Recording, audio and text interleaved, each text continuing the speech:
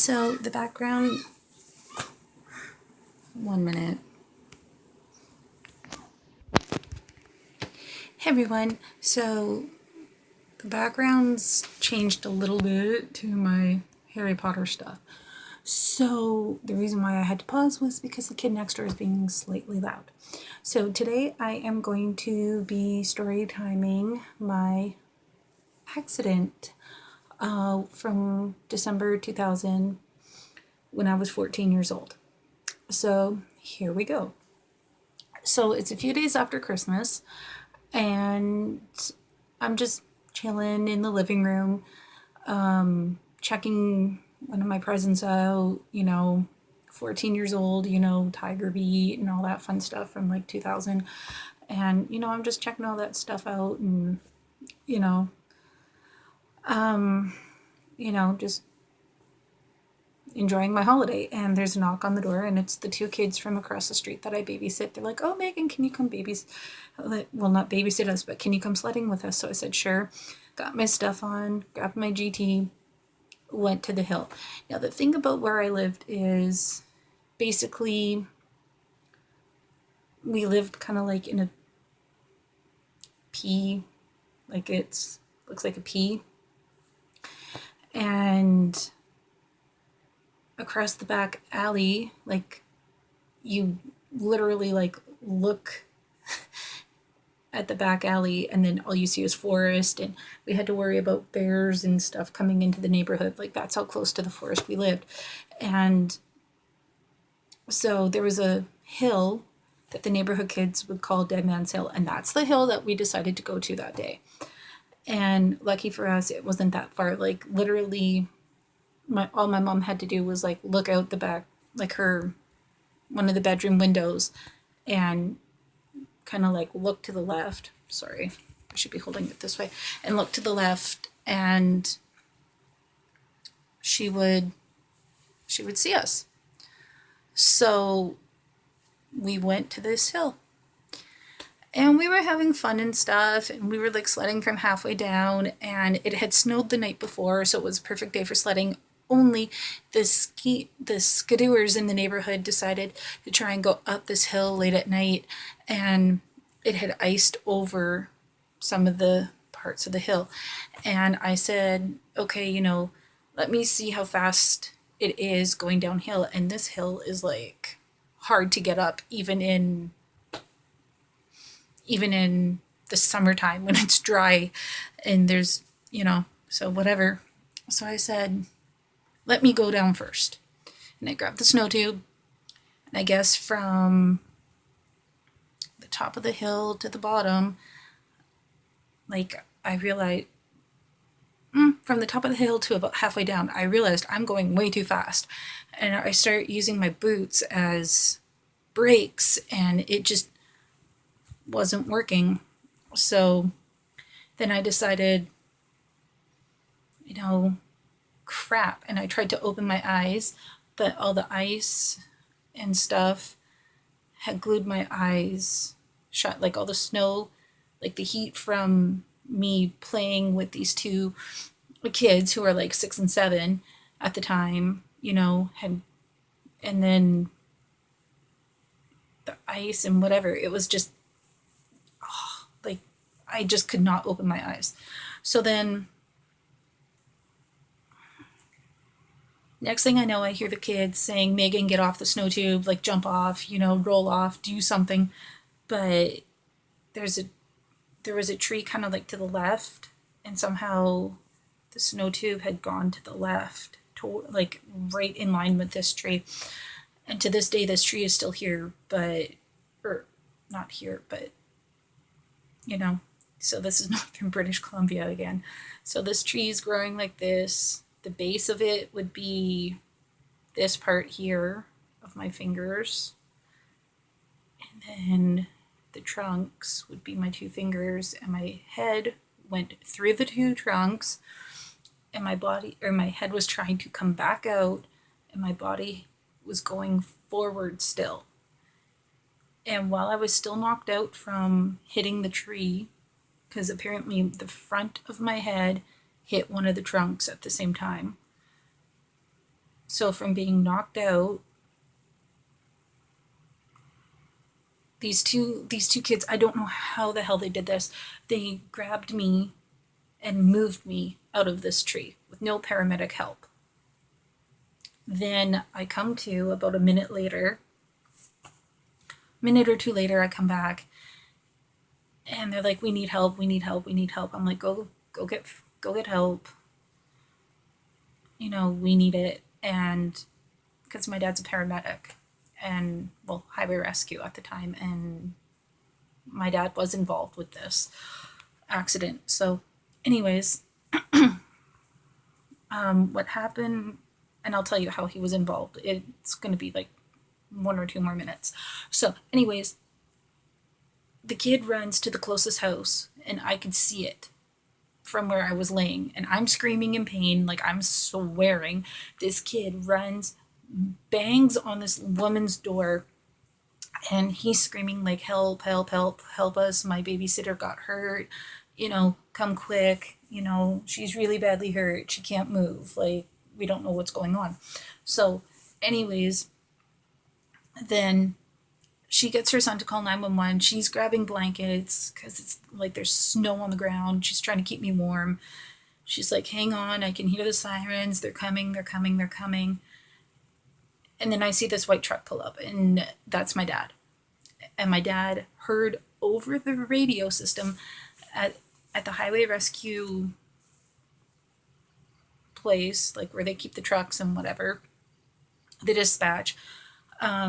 They heard the 911 call saying 14-year-old female, sledding accident, uplands, da da da. And my dad instantly got up in the truck, flew to our place, like just flew to, he knew exactly where I was. And just because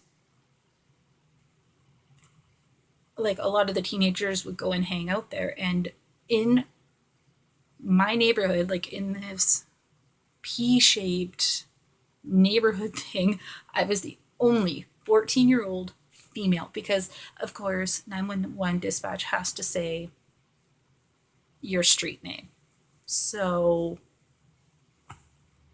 I was the only 14-year-old girl. That's how my dad knew.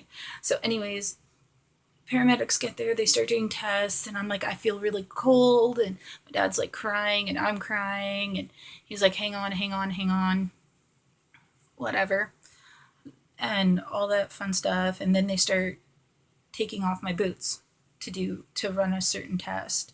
And what they do is they take a pen and they run it up your foot to see if you can feel it. I'm like, I can't feel that.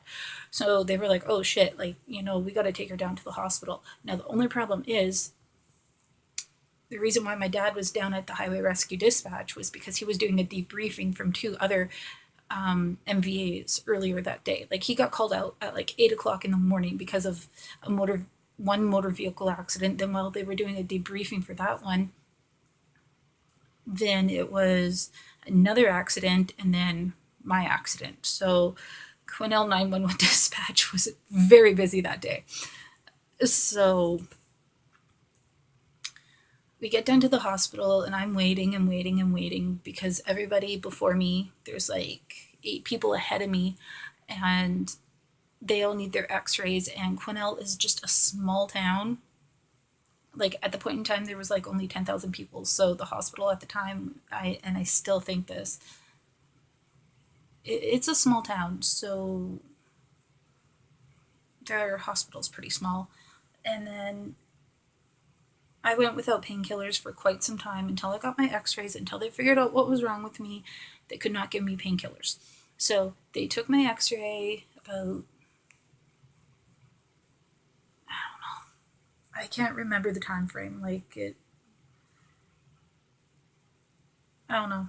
My mom said I went like 4 hours without painkillers, and they found out that I had pancaked the 5th vertebrae in my neck.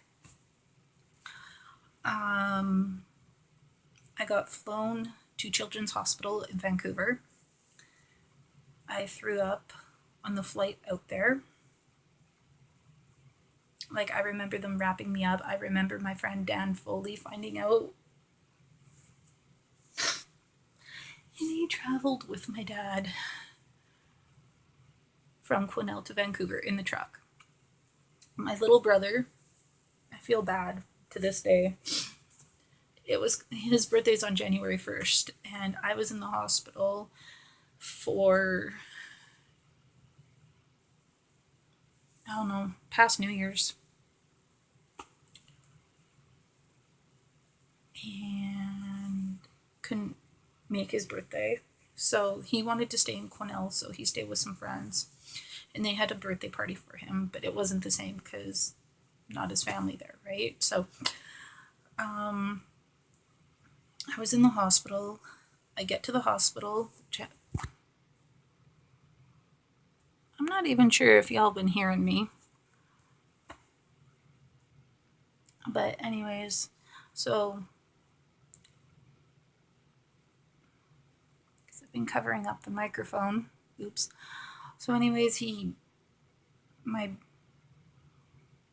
get into Vancouver Children's Hospital, and apparently I flatlined twice. Once when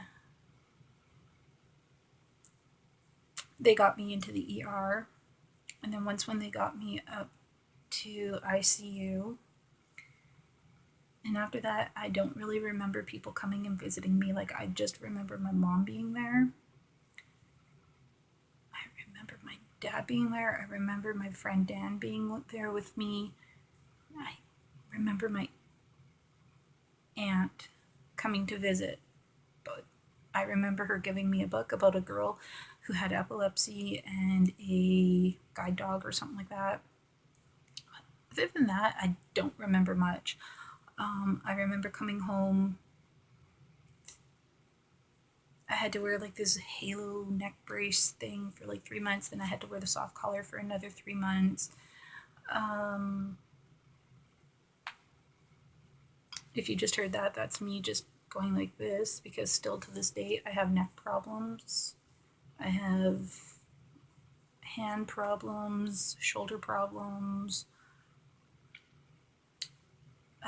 I walk, like I had to quit dance because of it. I had to quit, like I didn't quit school. I actually was half a year behind on grade 8. I passed my grade 8 year, even though was, because I only had like 2 weeks left until final exams. And then, so I passed grade 8 year, but I failed grade 9, my half year grade 9. Oops. But that's only because I had so many doctor's appointments and shit like that. So, anyways, then, but still to this day, my hands, they're really, really messed up. Like, how to explain it? Like,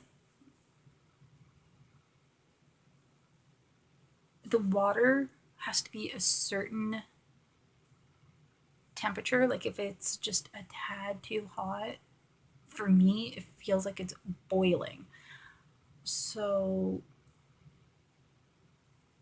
anything that's like steam wise, boiling wise, just coming out of the oven, that is like, like I can, like, it's hard for me to explain. It's just like when I wash my hands or whatever, it's like the water almost has to be like,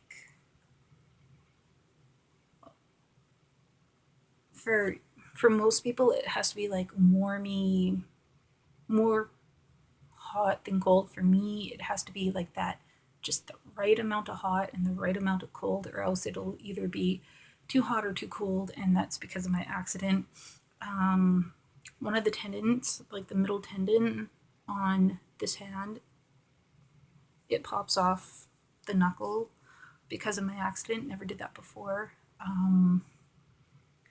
Yeah, like, I mean, I still walk with a bit of a limp. I wasn't supposed to ever walk again, but I do. And that surprised the nurses because on the day that I was supposed to go home is the day that I actually said, fuck this shit, and I'm gonna learn how to walk. And I did. Like, I had to learn how to walk all over again, and it took me about 2.5 hours. So, but it took me quite a while to properly write. Like, I mean, I know my printing looks like nice and whatever, but compared to what it was when I was younger, it looks messy to me. Like, that's just notes. But I mean, yeah, like, it's just crazy because like, yeah, it still hurts me to talk about it, but there's quite a bit that I didn't say because I don't want this being like a super long video and whatever. And there I go again. Okay, so I don't want this being a super long video, and the background is different today because, well, I just figured my plain tan wall just didn't look right, so I opted for the Harry Potter half of my room. So I hope y'all enjoyed this video, and if you want to know more, just ask a question and I will answer it for you, about like my accident, or like how long did it take me. And actually, just a quick note, I'm not sure if you can see this, but the reason why I keep my eyebrows bushy is because you can actually see it a little bit right here. You can see that my skin's off and that my eyebrow goes up a little, and that is because when they did surgery, they put the bolts for the halo in my eyebrows. And the other scary thing about this whole accident was, after laying on my back for about 8 days, they instantly sat me up and I screamed bloody murder because it was like a complete head rush. So yeah, they're supposed to slowly sit you up. So they had to do that. Like, they had to gradually sit me up overnight because, yeah. So anyways, I don't know what else to tell you about it, but I'm gonna say goodbye now because this video is already like 18 minutes by now. So anyways, bye. And like I said, if you have any questions, ask below in the comments. Bye.